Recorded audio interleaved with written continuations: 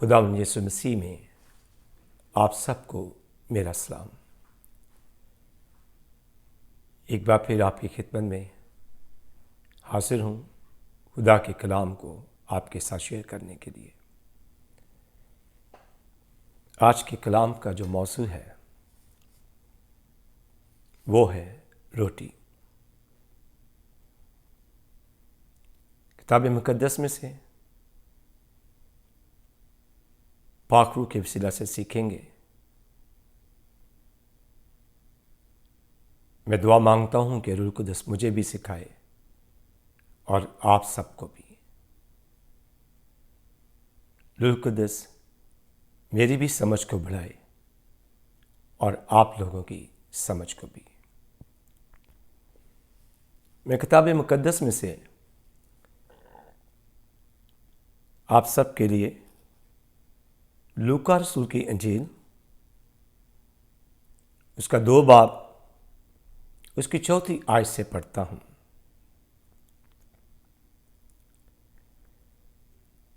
पस यूसुफ भी गलील के शहर नासरत से दाऊद के शहर बैतलहम को गया जो यहूदिया में है,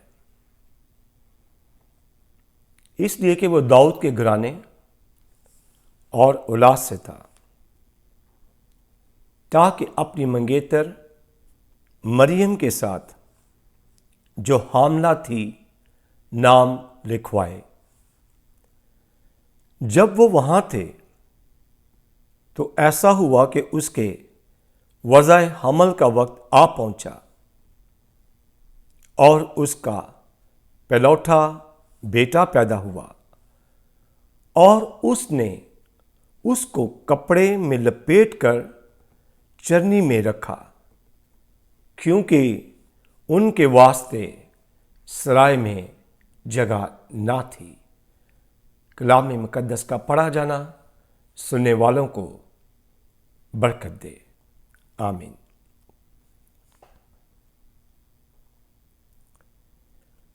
अजीजों,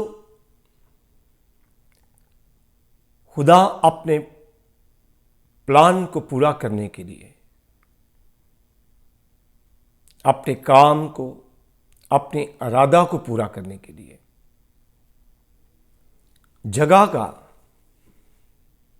और वक्त का इंतखाब खुद करता है। इसमें वो किसी और को शामिल नहीं करता। अपने इरादा को पूरा करने के लिए वो जगह और वक्त का इंतखाब खुद करता है। मुकद्दस मरियम और मुकद्दस यूसुफ कोई इत्फाक से बैतलहम में ना थे, बल्कि वो खुदा के अज़ली इरादा के मुताबिक, खुदा के प्लान को पूरा करने के लिए वहां मौजूद थे। उनके लिए सराय में जगह ना होना कोई इत्फाक ना था।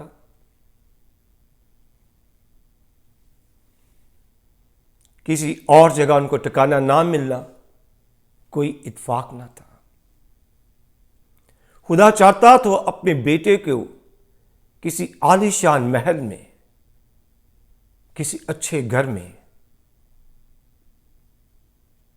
उसके पैदा होने के लिए जगह का इंतखाब करता।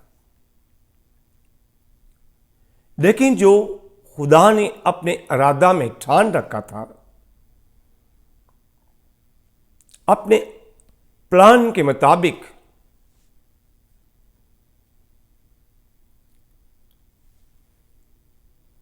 खुदावंद यीशु मसीह को उसकी पैदाइश के बाद मुकद्दस मरियम ने बच्चे को कपड़े में लपेटा और चरनी में रख दिया। क्या यह इत्तेफाक था? ऐसी तो एक बात याद रखें, को इंसिडेंट या इत्फाक किताब मुकद्दस में नहीं। जो कुछ खुदा चाहता था उसके मुताबिक सब कुछ हो रहा था।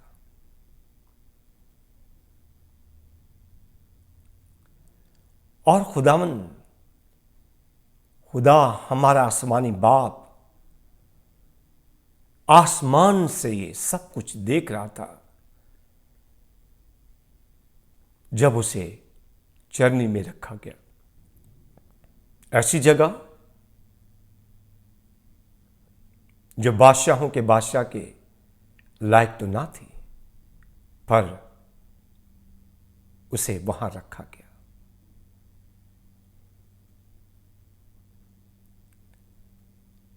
अजीब बात लगती है, खुदावन पैदा हुआ है,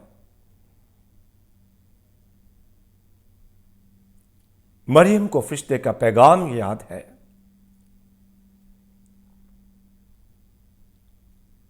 वो बच्चे को पैदा होने के बाद उसे चरनी में रखती है।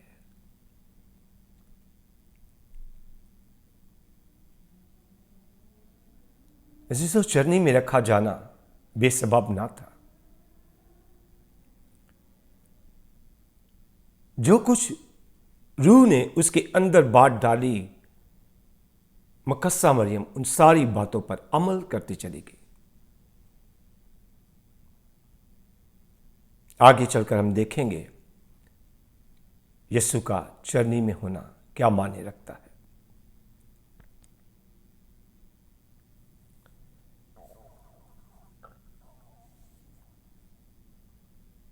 ऐसी जो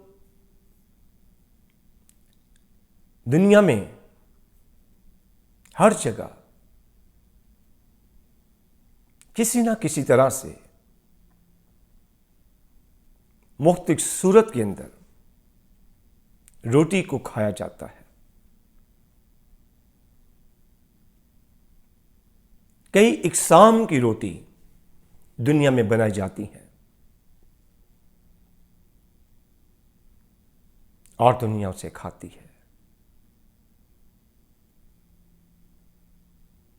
लेकिन जब बनी इस्राएल बेअबान में थे, खुदा ने उनकी भूख को दूर करने के लिए उन्हें आसमान से रोटी दी। मैं आपके लिए पढ़ता हूं अहबार 16 बाब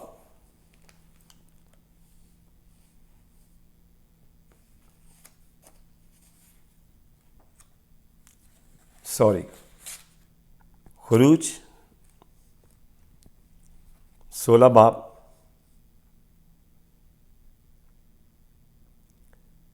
उसकी 15 आयत।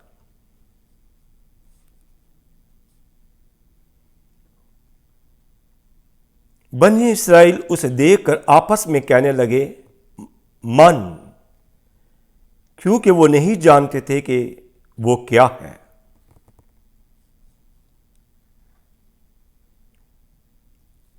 फिर 31 आयत में लिखा है, और बनी इस्राएल ने उसका नाम मन रखा, और वह धनिये के बीज की तरह सफेद और उसका मज़ा शहद के बने हुए फोए की तरह था। तब मूसा ने उनसे कहा, ये वही रोटी है जो खुदावन ने खाने को तुमको दी है। सो जब बनी इस्राएल बियाबान में भूखे हुए और वह मूसा और हारून पर बुड़बुड़ाने लगे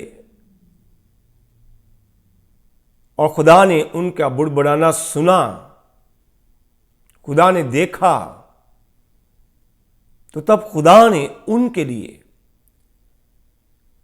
आसमान से मन को गिराया, उन्हें आसमान से रोटी दी। जब रात को ओस गिरती थी तो ओस के साथ मन गिरता था, जो नहायत छोटे छोटे दानों की सूरत में था। और सुबह सवेरे बनी इस्राएल उठकर उसे अपने खैमों के इर्द गिर्द से अपने खाने के लिए जमा कर लेते थे। ये वो रोटी है जो इंसान नहीं खाता, बल्कि ये फरिश्तों की ग़िज़ा थी। ये फरिश्तों की खुराक थी जो खुदा ने उनको बियाबान में दी। यह फरिश्तों की रोटी थी जो उसने अपने लोगों को दी। ये रोटी कहीं और मयस्सर ना थी।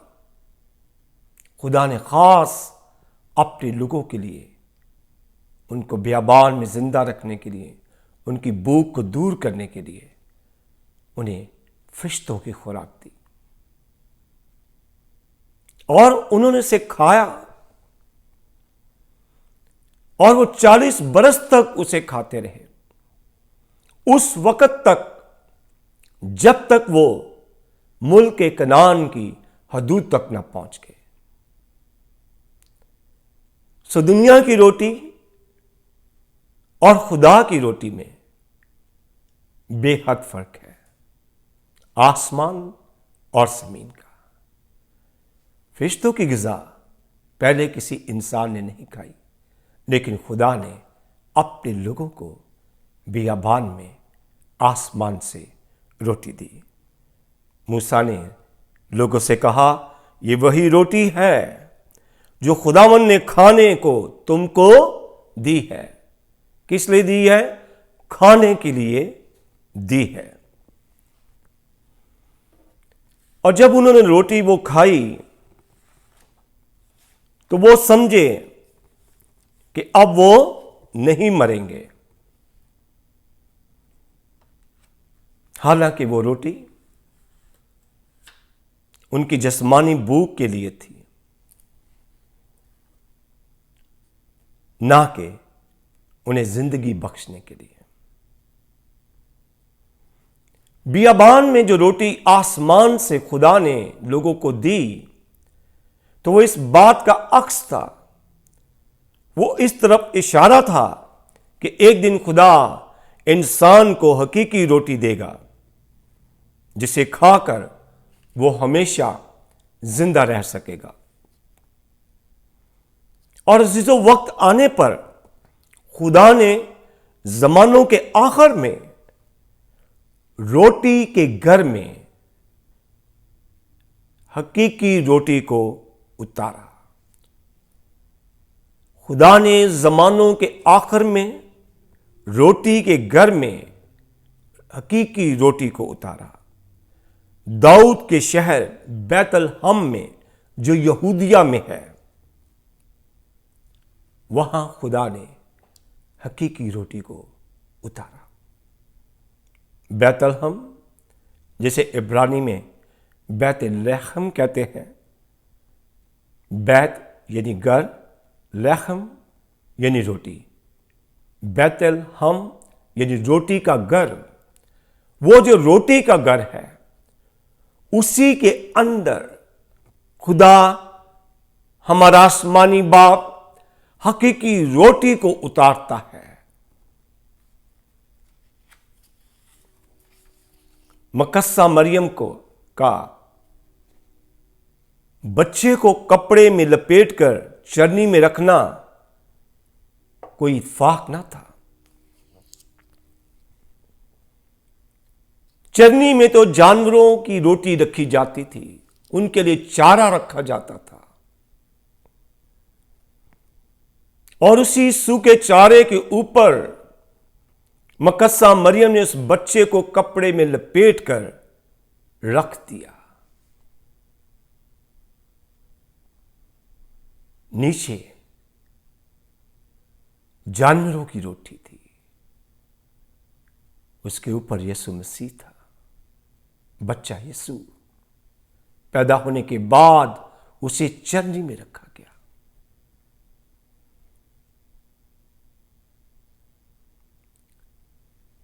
ये वो रोटी थी जिसे बाप ने आसमान से उतारा, बैतलहम की चरनी में खुदा ने जिंदगी की रोटी को रख दिया। खुदा ने अपने लोगों के लिए आसमान से हकीकी रोटी को उतारा। एक बार उसने अपने लोगों को फरिश्तों की ग़िज़ा दी, लेकिन ज़मानों के आखिर में उसने अपने लोगों के लिए, बल्कि सारे जहान के लिए जिंदगी बख्शने वाली रोटी को चरनी में रख दिया, ताकि उसकी चरागाह के लोग जो उसकी भेड़ें हैं उस रोटी को खाएं और जिंदा रहें।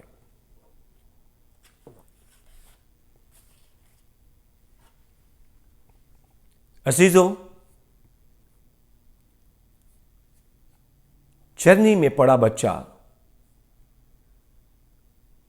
मुंजी था, सेवियर था, खुदामंद था, बादशाहों का बादशाह था, कादरे मुतलिक था, खलकत का मबदा था, ऑल सोर्स ऑफ क्रिएशन।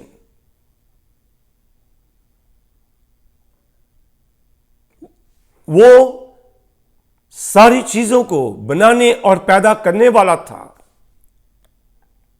वो खुदा का बरा था, खुदा का बेटा था, लेकिन वो जिंदगी की रोटी भी था।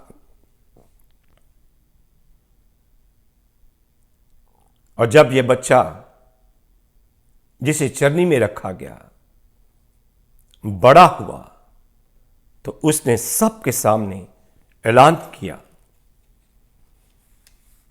कि जिंदगी की रोटी मैं हूं। आइए मैं आपके लिए हवाला पढ़ूंगा, यूहन्ना 6 बाब उसकी 48 आयत में से।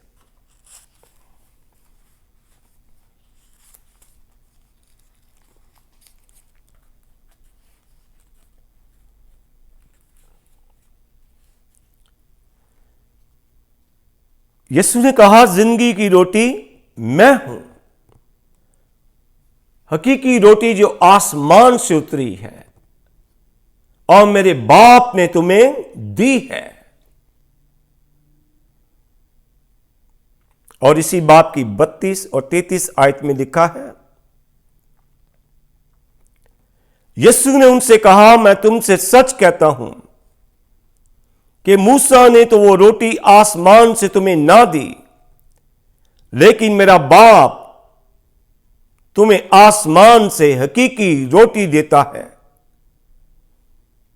क्योंकि खुदा की रोटी वो है जो आसमान से उतरकर दुनिया को जिंदगी बख्शती है।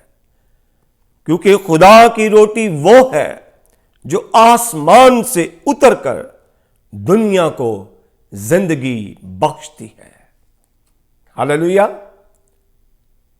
सो खुदा ने आसमान से एक बार फरिश्तों की ग़िज़ा अपने लोगों को दी, मगर दूसरी बार उसने जिंदगी बख्शने वाली रोटी को सारे जहान के लिए दिया। जिंदगी की रोटी को उसने बैतलहम में उतारा, चरनी में रखा, ताकि उसकी भेड़ें, उसकी चरागाह के लोग उस रोटी को खाएं और जिंदा रहें। और यीशु ने यह बात आप कही कि मेरा बाप तुम्हें आसमान से हकीकी रोटी देता है। ये वो रोटी नहीं जो तुम्हारे बाप दादा ने बियाबान में खाई और मर गए, बल्कि ये वो रोटी है जो सारे जहान को जिंदगी बख्शती है। मैं हूं जिंदगी की रोटी। तुम्हारे बाप दादा ने बियाबान में मन खाया और मर गए। ये वो रोटी है जो आसमान से उतरती है ताकि आदमी उसमें से खाए और ना मरे। यीशु वो रोटी है जिसे बाप ने हजारों वर्ष पहले हमारे लिए बैतलहम की चरनी में उतारा। एक बच्चे की सूरत में हमारा खुदावन इस दुनिया में जाहिर हुआ, इब्ने आदम की सूरत में, लेकिन उसके अपनों ही ने उसे ना पहचाना कि ये वो रोटी है जो हमें जिंदगी बख्शने के लिए दी गई है। उन्होंने उस रोटी का इनकार किया, उस रोटी को खाने से इनकार किया जो उन्हें जिंदगी दे सकती थी।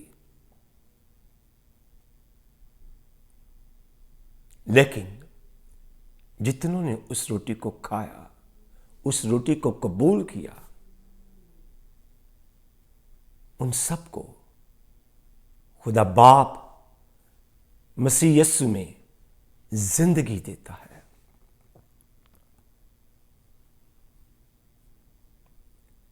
और यीशु ने आप ये क्लेम किया है कि मैं हूं वो रोटी जो आसमान से उतरी। वो रोटी जो आसमान से उतरी वो तुम्हारी जिस्मानी भूख के लिए थी, तुम्हारी जिस्मानी जिंदगी के लिए थी, ताकि तुम बियाबान में जिंदा रह सको। लेकिन मेरे बाप ने तुम्हें आसमान से हकीकी रोटी दी है ताकि तुम इसमें से खाओ और जिंदा रहो, हमेशा की जिंदगी पाओ।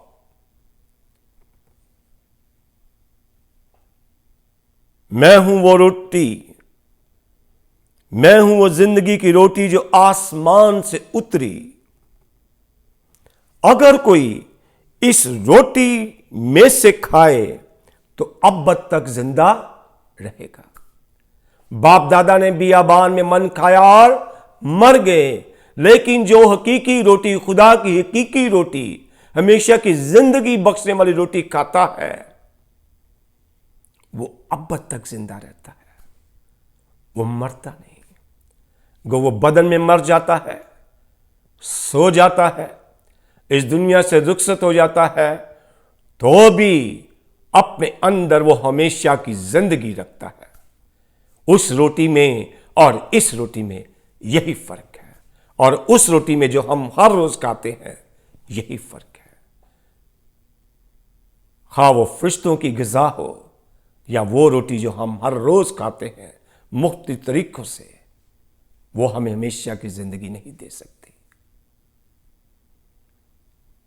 अगर हमेशा की जिंदगी कोई हमें दे सकती है तो वो रोटी, वो ग़िज़ा, वो स्पिरिचुअल मील, वो खुराक जो हमारी रूह के लिए है, हमारी रूह के बचाने के लिए है, हमेशा की जिंदगी देने के लिए है, वो है जिंदगी की रोटी। और इस जिंदगी की रोटी का नाम है यीशु मसीह, खुदावन यीशु मसीह। असीसो, खुदावन यीशु मसीह ही जिंदगी की रोटी है। खुदावन यीशु मसीह ही जिंदगी देने वाला है। बाप ने हमेशा की जिंदगी का वादा किया है, और हमेशा की जिंदगी उसके बेटे खुदावन यीशु मसीह में है। बस जो कोई उसको कबूल करता है और उस पर ईमान लाता है, बाप अपने बेटे यीशु के वसीला से उसे हमेशा की जिंदगी देता है। हमेशा की जिंदगी, हमेशा की जिंदगी हमारे अंदर बनी रहे, इसके लिए जरूर है कि हम हर रोज उस जिंदगी की रोटी को खाएं। बिल्कुल उसी तरह जिस तरह हम 3 टाइम खाना खाते हैं अपने आप को इस दुनिया में जिंदा रखने के लिए। इसी तरह ज़रूरी है हमेशा की ज़िंदगी के लिए उस रोटी को खाना और हर रोज़ खाना। जब बियाबान में आसमान से मन गिराया गया तो उन्हें यह कहा गया कि इसे हर रोज़ बटोरना है, हर रोज़ लेना है खाने के लिए, हर रोज़ इसे जमा करना है। और यीशु मसीह ने दुआए रबानी में सिखाया कि हमारे हर रोज़ की रोटी हमें आज दे। अजीजों, हमेशा की जिंदगी के लिए हर रोज जिंदगी की रोटी को खाना है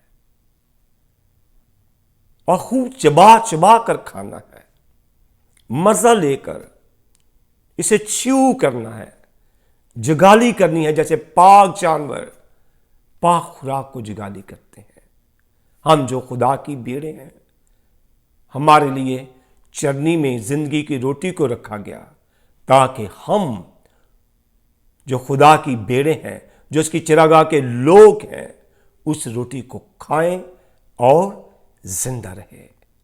बैतलहम जो रोटी का घर है, जिसे रोटी का घर कहा गया, लेकिन उसमें जिंदगी बख्शने वाली रोटी ना थी।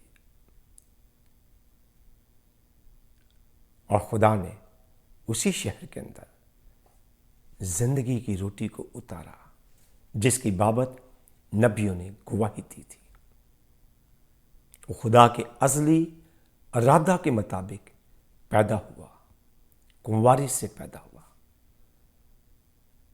उसने अपने आप को खाली किया, छोटा किया और नहायत छोटा होकर इस दुनिया में ज़ाहिर हुआ और खादम की सूरत इस दुनिया में इख्तियार की। उसने अपने आप को दिया कि लो, ये मेरा बदन है, इसे खाओ, ये मेरा खून है, इसे पियो। असीसो, खुदाम यीशु मसीह जो जिंदगी की रोटी है, इसे खाना हमारे लिए बेहद जरूरी है। हमेशा की जिंदगी के लिए जरूर है कि हम इस रोटी को खाएं ताकि उसकी जिंदगी हमारे अंदर बनी रहे। जरूर है कि खुदावंद यीशु मसीह की जिंदगी हमारे अंदर जाहिर हो और इस रोटी को हम हर तरह से सोचकर समझकर फर्माबरदारी के साथ, ताबेदारी के साथ, रजामंदी के साथ, खुशी के साथ खाएं, क्योंकि यीशु ही हमेशा की जिंदगी देने वाला है और उसके बगैर हमेशा की जिंदगी पाना या खुदा की बाशी में जाना नामुमकिन है। उसके बगैर खुदा तक कोई पहुंच ही नहीं सकता। वही आसमान से उतरा और वही आसमान पर चढ़ा है और वही फिर आने वाला है। क्या आप इस रोटी को खाते हैं? क्या आप इसे कभी कभी खाते हैं? क्या आप इसे हर रोज खाते हैं या साल में एक दफा? और बात तो शायद जरूरत भी महसूस नहीं करते खाने की, लेकिन इस चीजों खुदा के कलाम के मुताबिक हमेशा की जिंदगी के लिए जिंदगी की रोटी को खाना है, क्योंकि जिसके अंदर जिंदगी नहीं होगी वो खुदा की बाशी में दाखिल ना होगा। जरूर है कि मसीह की जिंदगी हमारे अंदर जाहिर हो, मसीह हमारे अंदर नजर आए, उसके खून और गोश्त में शरीक होना हम सब ईमान लाने वालों के लिए जरूरी है। खुदा से दुआ मांगे, रूह कुद्स की रहनुमाई लें और कहें, ए पाक रूह, मैं जिंदगी पाने के लिए इस रोटी को कैसे खाऊं, मुझे सिखा, मुझे समझ दे, मुझे दिनाई दे, ताकि मैं इस रोटी को हर रोज खाऊं, हर रोज। ऐ रूह पाक, ऐ रूह खुदा, तेरी मामूरी से मामूर होता चला जाऊं। अजीजों, हर साल बड़े जोश खरोश के साथ, खुशी के साथ क्रिसमस मनाते हैं। चर्चेस में, मुख्तलिफ इज्तिमा में यीशु की पैदाइश का मंजर डराते हैं। चरनी होती है, मजूसी होते हैं, जानवर नजर आते हैं, यूसुफ और मरियम नजर आते हैं। चरनी में एक बच्चा भी पड़ा होता है, जिसे अक्सर हम यीशु बादशाह कहकर पुकारते हैं। असीसो, वो बादशाह जरूर है, वो बादशाहों का बादशाह है, वो खुदामंदों का खुदा है, वो सेवियर है, वो बचाने वाला है, वो कादर मुतलिक है। लेकिन वो जिंदगी की रोटी है। वो जिंदगी की रोटी बाप ने हमें दी है। बाप ने उसे हमारे लिए चरनी में रखा। बाप ने वो रोटी दी है ताकि हम उसे खाएं। बाप ने खाने के लिए दी है ताकि जो कोई खाए वो हलाक ना हो, बल्कि अब तक जिंदा रहे। हमेशा की जिंदगी के लिए, अब्दी जिंदगी के लिए, खुदा की बादशाही में जाने के लिए जिंदगी की रोटी को खाना आपका और मेरा, हम सबका फर्ज है और हमारी जरूरत है कि हम इस रोटी को हर रोज खाएं और कसरत से खाएं, बगैर नागा के खाएं और बड़ी खुशी से खाएं, ताकि उसकी जिंदगी हमारे अंदर बढ़ती चली जाए, बढ़ती चली जाए। सो जिस बच्चे को मुकद्दसा मरियम ने चरनी में लपेट के रखा, वो रोटी थी, वो बच्चा रोटी था, वो बच्चा खुदा का बर्रा था। उस रोटी को खुदा ने चरनी में रखा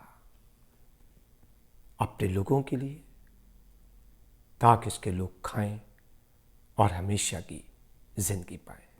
खुदावन इस कलाम के वसीला से आप सबको बड़ी बरकत बख्शे और खुदावन का फजल हम सब की रूहों पर हमेशा रहे। खुदावन यीशु मसीह आप सबके साथ हो। आमीन।